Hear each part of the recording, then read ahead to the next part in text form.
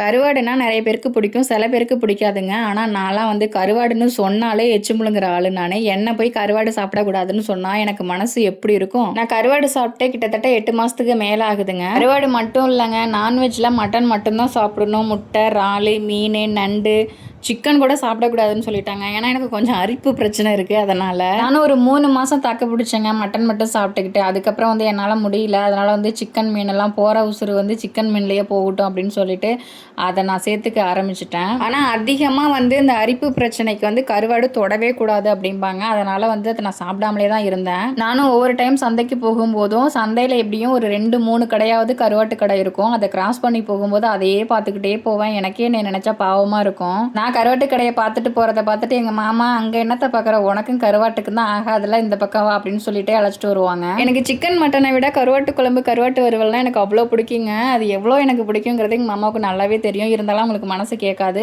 கொஞ்சம் தான் வாங்கிட்டு வாயேன், சாப்பிட்டு தான் பாறேன் அப்படின்னு சொல்லுவாங்க. இருந்தாலுமே அரிப்புக்கு பயந்துக்கிட்டு வாங்கவே மாட்டாங்க. லாஸ்ட் டைம் சந்தைக்கு போகும்போதும் கருவாட்டை பார்த்துக்கிட்டே வந்தாங்க. மாமா வாங்கினாங்க. அதுக்கப்புறம் யோசிச்சு பார்த்தா போகிற உசுறு கருவாட்டிலே போகட்டும் அப்படின்னு சொல்லிட்டு ஒரு 50 ரூபாய்க்கு மட்டும் கருவாடு வாங்கிட்டு வந்தோங்க. நாங்கள் வாங்கிட்டு வந்த கருவாடு இதுக்கு முன்னாடி நான் சாப்பிட்டதே கிடையாதுங்க. நெத்திலி கருவாடோட கொஞ்சம் பெருசாக இருந்துச்சு. தலை எல்லாமே இல்லை. கிளீனிங்னா அவ்வளோ சூப்பராக க்ளீன் பண்ணியிருந்தாங்க. மஞ்சள் தூள் போட்டு நல்லா காய வச்சுருந்தாங்க. சூப்பராக இருந்துச்சு பார்க்குறதுக்கே. அதனால் அவங்கக்கிட்ட கேட்கும்போது இந்த கருவாடை வந்து வறுவலை விட குழம்புக்கு சூப்பராக இருக்கும். ஏன்னா ரொம்ப நேரம் வேக வைக்கணும் போல இருக்குது அப்படின்னாங்க. சரி குழம்பு வச்சிடலான்ட்டு வாங்கிட்டு வந்து இந்த கருவாடு தாங்க. கருவாட்டை பற்றி பேசும்போதே எனக்கு எச்சு ஊறுதுங்க. இன்றைக்கி வந்து எங்கள் வீட்டில் கருவாட்டு குழம்புங்க. எனக்கு எந்த அளவுக்கு கருவாடை பிடிக்குமோ அந்த அளவுக்கு எங்கள் மாமாவுக்கு கருவாடுனாலே பிடிக்காதுங்க. அது ஸ்மெல் பார்த்தாலே கொமட்டிட்டு ஓடிடுவாங்க. கருவாட்டு குழம்பு வச்சாலே குழம்பு மட்டும் தாங்க ஊற்றிப்பாங்க. கருவாடு சாப்பிட மாட்டாங்க. நான் வருத்தேன் அப்படின்னாலுமே அதில் உள்ள கிரேவி மட்டும் சாப்பிடுவாங்க. அதுலேயும் கருவாடையை தொட்டே பார்க்க மாட்டாங்க. அப்படி இருந்தவங்கள இப்போ கொஞ்சம் கொஞ்சமாக மாற்றி எனக்கு கல்யாணம் ஆகி 4 வருஷத்துக்கு மேலே ஆகுது. இந்த 1 மந்த்தாக ஒரு பீஸாக லைட்டாக எடுத்து சாப்பிட ஆரம்பிச்சிருக்காங்க. இன்னும் கூடிய சீக்கிரம் ஃபுல்லாகவே சாப்பிட வச்சுடுவேன். கருவாட்டு குழம்பு வந்து மீன் குழம்பு மாதிரிங்க. மீன் குழம்பு வச்ச அன்னைக்கு சாப்பிட்றத விட மறுநாள் சூடு பண்ணி சாப்பிடும்போது தான் அதோட டேஸ்ட்டே வேறு மாதிரி இருக்கும்.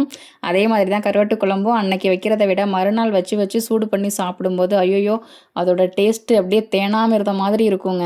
இன்றைக்கி எங்கள் வீட்டில் கருவாட்டு குழம்பு, அதுக்கப்புறம் முட்டை அவிச்சிருக்கேங்க. அப்புக்குட்டி வந்து அவிச்ச முட்டை சாப்பிட மாட்டான் அப்படிங்கிறதுனால அவனுக்கு மட்டும் ஃபுல் பாயில் போட்டிருக்கேன். அதுக்கப்புறம் வந்து அப்பளம், ரசம், தயிர், அவ்வளோதாங்க இன்றைக்கி எங்கள் வீட்டு மதிய சாப்பாடு. வீடியோ பிடிச்சிருந்துச்சு அப்படின்னா லைக் பண்ணுங்கள். இப்போ தான் எங்கள் வீடியோ ஃபஸ்ட் டைம் பார்க்குறீங்க அப்படின்னா ப்ளீஸ் சப்ஸ்கிரைப் பண்ணிவிட்டு எங்கள் சேனலுக்கு சப்போர்ட் பண்ணுங்கள். ஓகே, தேங்க்யூ, பாய்.